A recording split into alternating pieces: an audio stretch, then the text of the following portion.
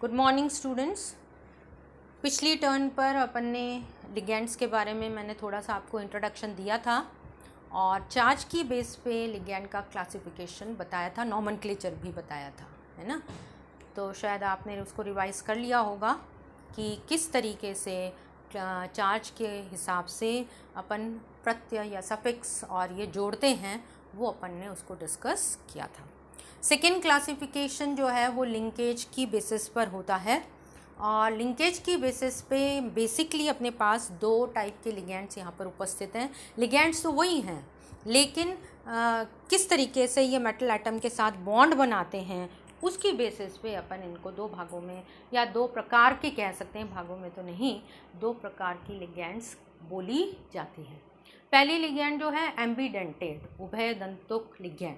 उभय दंतुक लिगेंड का मतलब ये है कि यहाँ पर दो या दो से अधिक डोनर एटम उपस्थित होते हैं।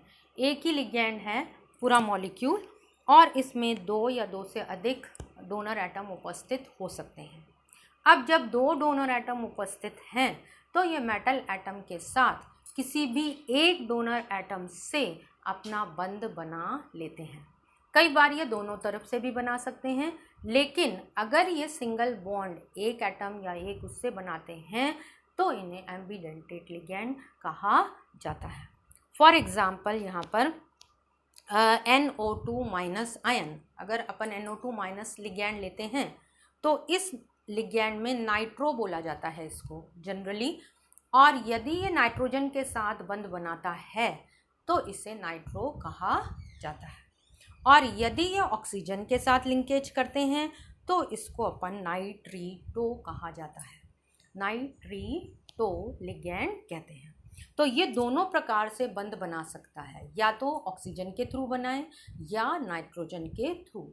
यदि ये नाइट्रोजन के साथ बंध बनाता है तो ये नीचे मैंने स्ट्रक्चर दे रखा है कि नाइट्रोजन मेटल एटम के साथ बंध बना रहा है। कौन सा बंध बनेगा? कोऑर्डिनेट कोवेलेंट बॉन्ड, अर्थात नाइट्रोजन जो है वो lone pair of electrons metal atom को डोनेट करके और दोनों के बीच में साझा होगा, शेयरिंग होगी और नाइट्रोजन और मेटल के बीच में बंध बनेगा। तो नाइट्रोजन से यदि बंध बनेगा तो उसे अपन कहते हैं नाइट्रो लिगेंड। नाम आप क्या देंगे उस लिगेंड का? नाइट्रो। कई बार अपन नाइट्रो N भी लिखते हैं, N नाइट्रो।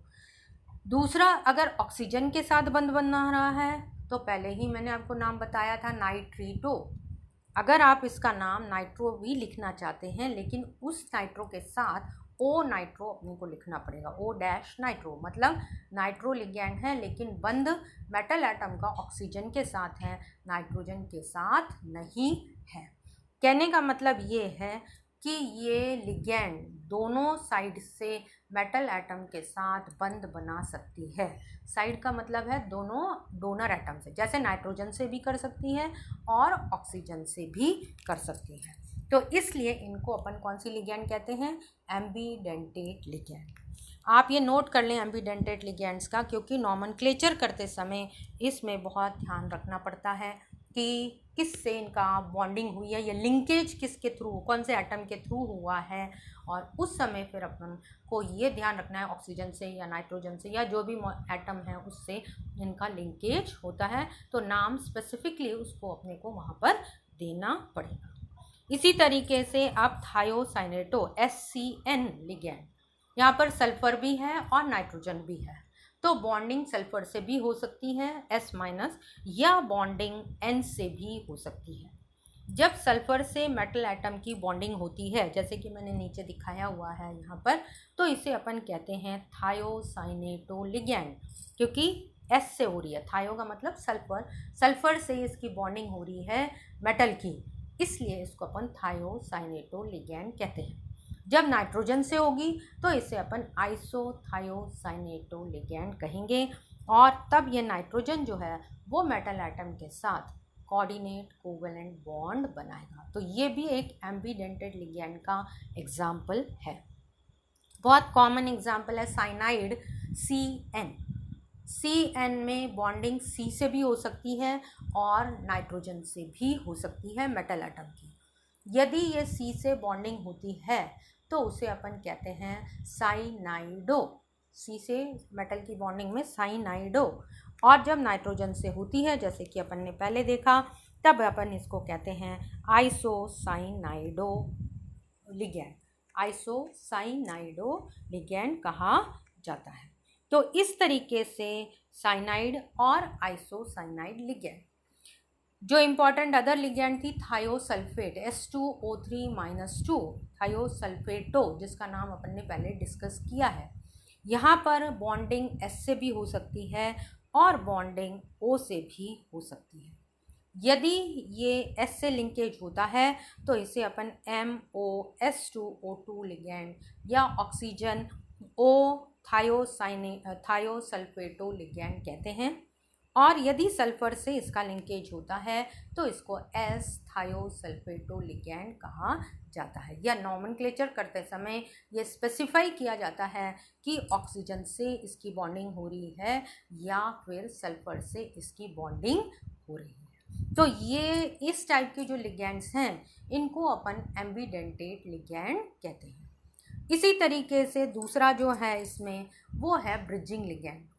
ब्रिजिंग लिगैंड कोई ऐसी अलग लिगैंड नहीं है, नॉर्मल लिगैंड्स होती हैं ये भी, लेकिन यहाँ पर जैसे मैंने एग्जांपल दिए हुए हैं हाइड्रोजीन OH-, NH2-, ये नॉर्मल लिगैंड है जो कि मोनोडेंटेट लिगैंड है, लेकिन ये कुछ परिस्थितियों में, कुछ कंडीशंस में बाइडेंटेट लिगैंड की तरह भी कार्य कर सकती है। बाइडेंटेट का मतलब क्या हुआ कि ये मेटल एटम से ब्रिज की तरह या ब्रिज के सेतु की तरह बंध बना सकती है, अर्थात बीच में ये लिगैंड उपस्थित होगी और दोनों तरफ एक मेटल इस साइड में और एक मेटल इस साइड में उपस्थित रह सकता है। तो इस प्रकार की लिगैंड्स को अपन ब्रिजिंग लिगैंड्स कहते हैं। फॉर एग्जांपल जैसे कि यहाँ पर मैंने बनाया CO और CO, कोबाल्ट एटम दो हैं अपने पास, मेटल एटम दो हैं, कोबाल्ट और कोबाल्ट।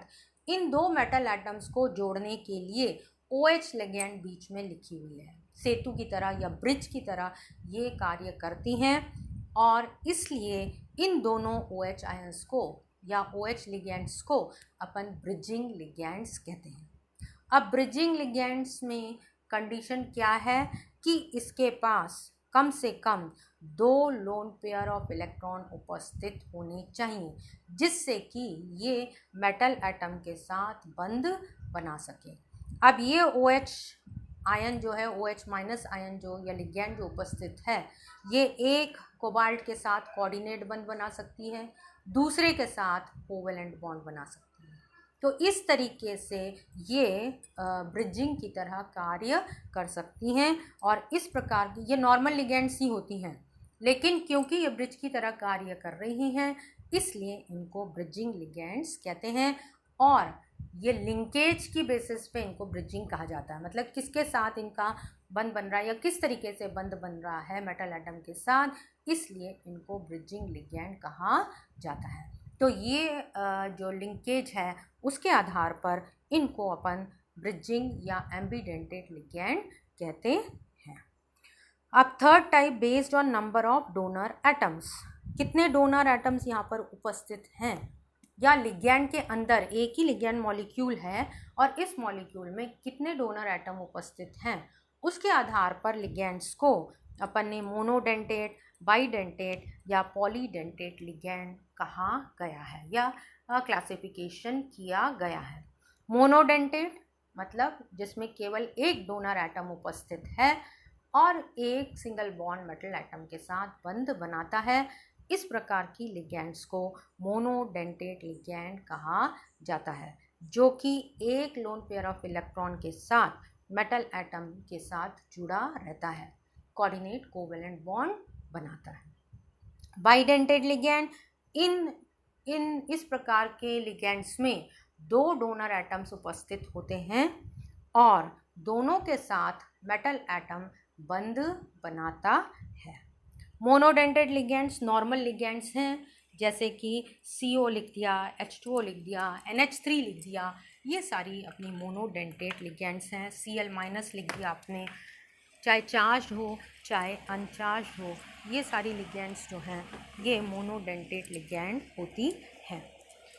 बाइडेंटेट लिगेंड जैसे कि मैंने आपको बताया, दो डोनर एटम एक ही मॉलिक्यूल में उपस्थित होते हैं और एट अ गिवन टाइम दोनों मेटल एटम के साथ बंध बनाते हैं।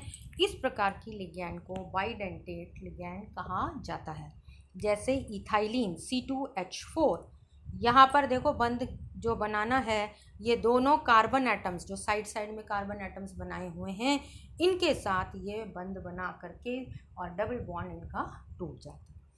इसी प्रकार इथाइलिन डायमीन, ये बहुत इंपॉर्टेंट लिगेंड है, बहुत कॉमन लिगेंड है, जो कि अभी अपन नॉमेनक्लेचर में पढ़ेंगे। इसका शॉर्ट फॉर्म EN लिखा जाता है और यहाँ पर दोनों नाइट्रोजन एटम उपस्थित हैं। दोनों नाइट्रोजन एटम मेटल के साथ बंध बना सकते हैं और एक साइक्लिक स्ट्रक्चर यहाँ पर बनता है, जो कि अपन पढ़ेंगे, जिन्हें अपन कीलेट कहते हैं। हाइड्रोजीन में दोनों नाइट्रोजन एटम उपस्थित हैं। दोनों नाइट्रोजन एटम के साथ मेटल एटम बंध बना सकता है, इसलिए इनको बाइडेंटेट लिगेंड कहते हैं। इसी प्रकार ऑक्सलेट C2H4-2 अगर अपन लेते हैं ऑक्सलेट लिगेंड, तो ऑक्सलेट में दोनों ऑक्सीजन एटम उपस्थित हैं, जैसे कि यहाँ पर दिखाया हुआ है माइनस माइनस चार्ज के, और दोनों ऑक्सीजन एटम जो है नेगेटिव चार्ज के मेटल एटम के साथ बॉन्ड बनाते हैं, इसलिए इनको बाइडेंटेट लिगेंड कहते हैं। बाइडेंटेट लिगेंड में ही एसिटाइल एसीटोनेटो लिगेंड या आयन होता है। यहाँ पर एक एसिटाइल ग्रुप एसीटोन मॉलिक्यूल में एक हाइड्रोजन एटम जो एसीटोन का है वो एसिटाइल ग्रुप द्वारा प्रतिस्थापित हो जाता है और इस प्रकार मॉलिक्यूल जो बनता है एसिटाइल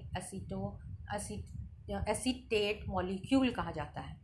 आयन के रूप में एसिटाइल एसीटोनेटो नाम दिया जाता है जब भी नॉमेनक्लेचर अपन करेंगे। बाइडेंटेट लिगेंड है, दो ऑक्सीजन एटम यहाँ उपस्थित हैं जो कि मेटल एटम के साथ बंध बना सकते हैं।